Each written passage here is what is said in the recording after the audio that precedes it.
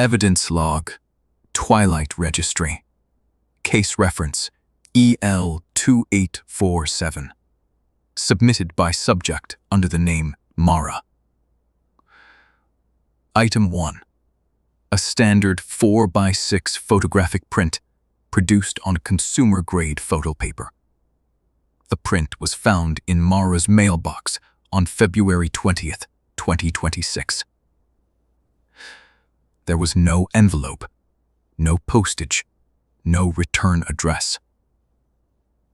The photograph was simply tucked into the mailbox slot between a utility bill and a grocery store flyer.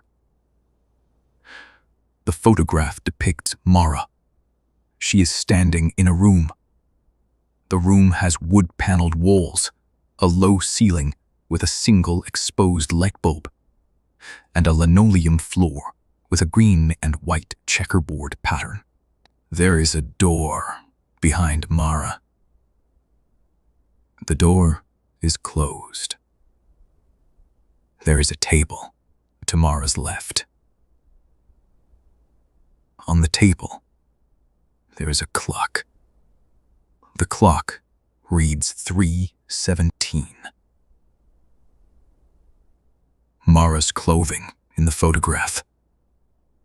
A blue denim jacket over a white t-shirt. Dark jeans and brown boots. Mara says she does not own a blue denim jacket. She says she does not own brown boots. She says the photograph does not depict a recent version of herself. She has gained weight since the photo was taken, or she will lose weight before the photo was taken. Mara's expression in the photograph. She is smiling.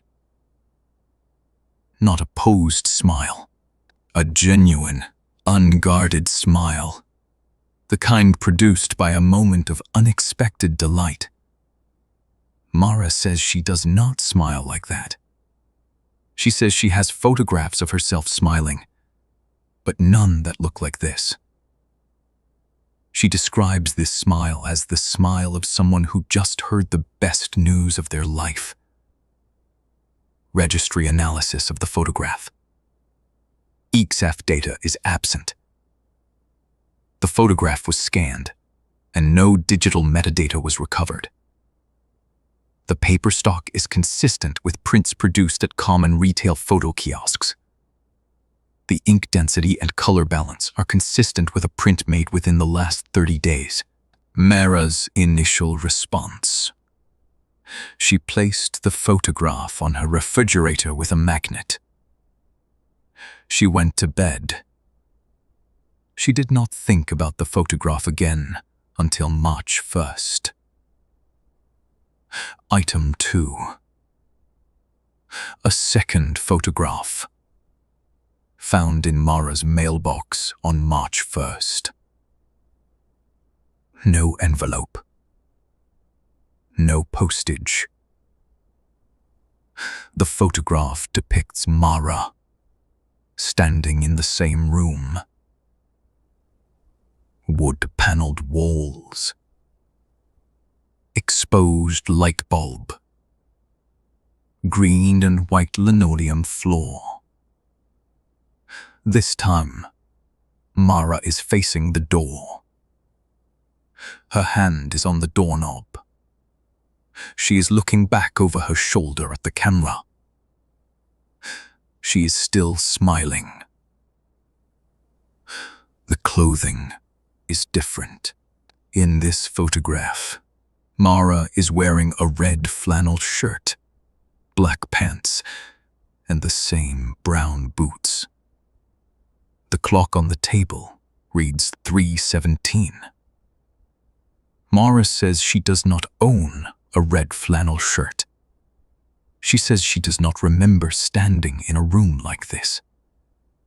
She says the doorknob in the photograph, the one her hand is touching, is the same style as the doorknob on her bedroom door. Registry note. Mara's bedroom door has a brass doorknob, round, with a visible keyhole. The doorknob in the photograph matches this description. Item 3. A third photograph, found in Mara's mailbox on March 8th. This photograph depicts Mara in the same room. She is no longer smiling.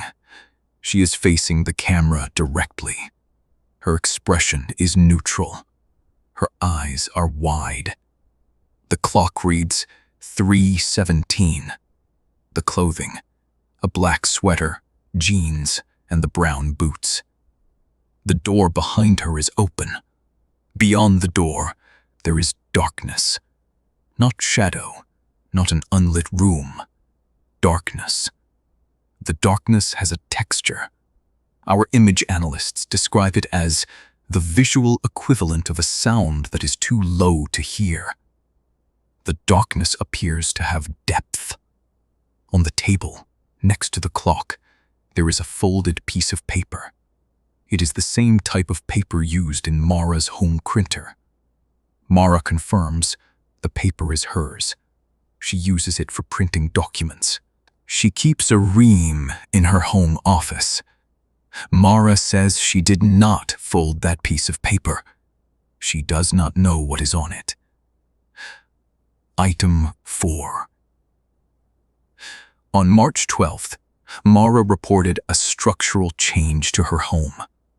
Her hallway, which measures 14 feet from the front door to the living room, was now 16 feet long.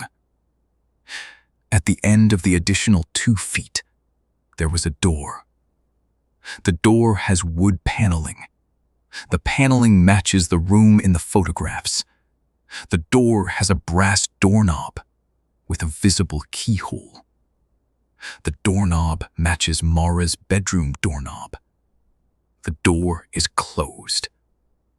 Mara says the door was not there on March 11th. She says she walked the hallway 100 times. There was no door. Registry field team visited Mara's home on March 13th. They confirmed the hallway is 16 feet long. The door is present. The door's paneling is a different wood species than the rest of the hallway's trim. It is pine, while the trim is oak. The door appears to have been installed recently. There are no visible screws or hinges on the hallway side.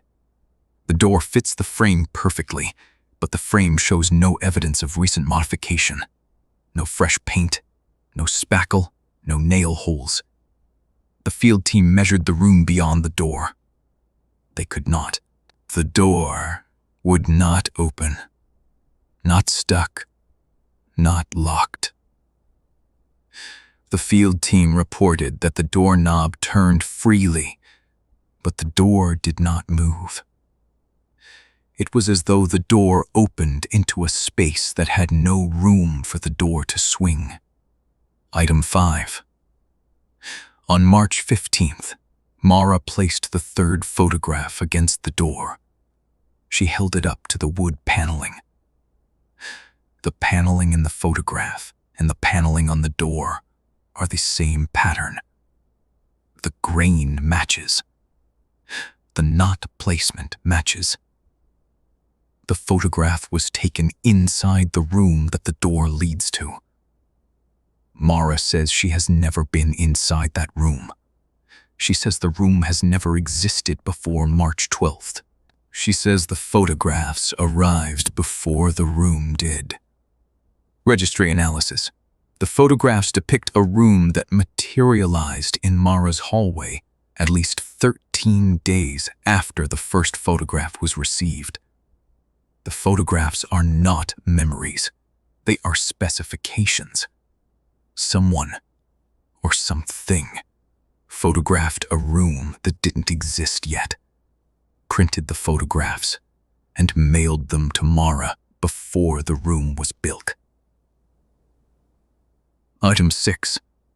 On March 18th, Mara's neighbor, Mrs. Calloway, reported seeing Mara standing in her hallway at 3:17 a.m. Mrs. Calloway's bedroom window faces Mara's front door.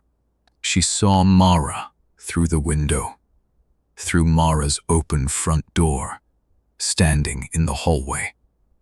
Mara was facing the new door. She was smiling. Mara says she was asleep at 3:17 a.m. on March 18th. She says she has no memory of getting out of bed. She says she found the brown boots by her front door the next morning. She does not own brown boots. Registry note: the brown boots appear in all 3 photographs. Mara does not own them. The boots were found by her front door. Someone is wearing Mara's body in the photographs. And that someone owns brown boots. And those boots are now in Mara's house. Item 7. On March 22nd, Mara opened the door. She did not remember opening it. She found herself standing in the room from the photographs.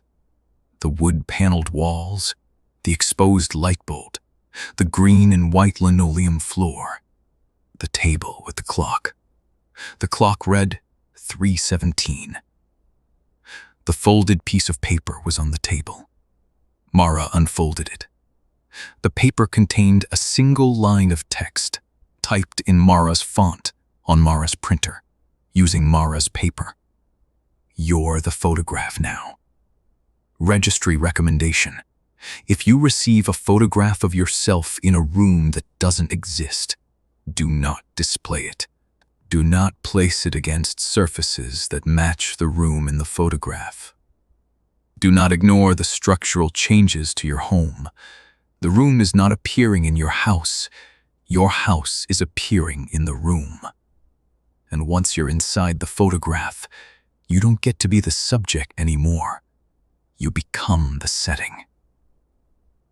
Case EL2847 remains open. Mara's hallway has returned to 14 feet. The door is gone. The photographs have been collected by the registry. Mara reports no further anomalies, but Mara has not smiled since March 22nd. When asked why, she says, "I used all of them. In the photographs, I used up all my smiles."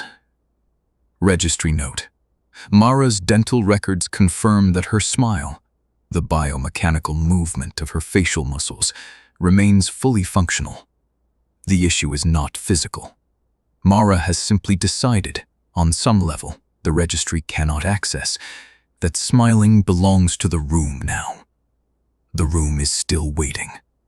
The clock still reads 3:17, and somewhere, in a house that used to be Mara's, a door that shouldn't exist is waiting for someone to knock. Follow-up report.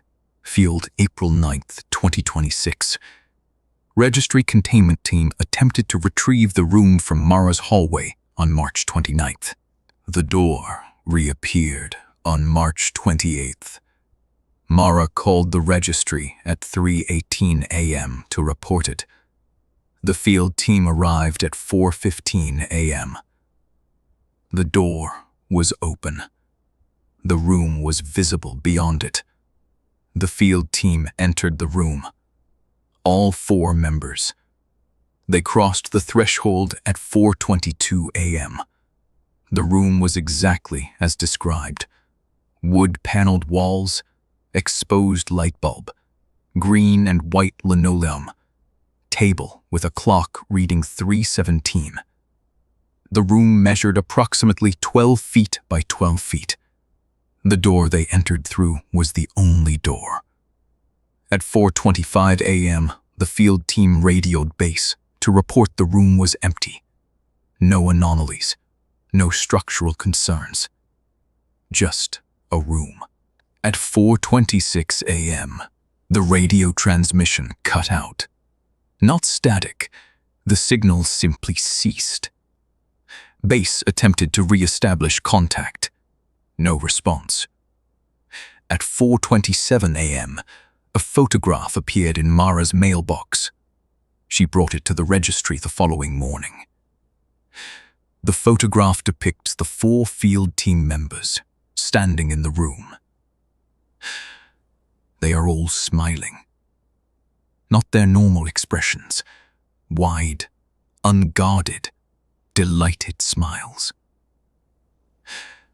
The kind of smiles produced by a moment of unexpected joy. The clock in the photograph reads 3:17. The field team has not returned. Their vehicles are still parked at Mara's house. Their equipment is still set out in her hallway. Their radios are still on, tuned to the registry frequency. They do not transmit. But every night at 3:17 a.m., the radios emit a sound. Our audio analysts describe it as the sound of 4 people laughing, very quietly, in a room that is much larger than 12 by 12. Registry note: the room is growing. It absorbed 4 people on March 29th and expanded. Mara's hallway, which had returned to 14 feet, is now 18 feet. The door is larger. The paneling now covers the entire hallway wall. The linoleum from the room has begun appearing on Mara's hallway floor, green and white checkerboard, creeping outward from the door at a rate of approximately 1 inch per day. Mara has been relocated to a registry safe house. Her original home has been sealed. The hallway is now 22 feet long. The clock on the table, visible through the open door, still reads 3:17. But the clock's face has changed. It no longer has numbers. It has photographs. 12 photographs, arranged where the numbers should be. Each photograph depicts a person standing in the room. Each person is smiling. The 4 field team members are depicted at the 3 o'clock position. Registry recommendation: do not enter rooms that appear in photographs before they appear in your home. Do not display photographs of rooms that don't exist. The photographs are not records, they are invitations. And once you accept, you become part of the room's collection. A smiling face on a clock that never stops counting.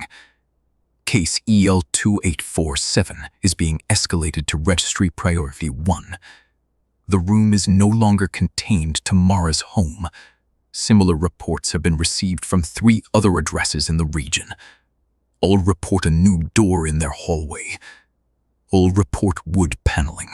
All report a clock reading 3:17.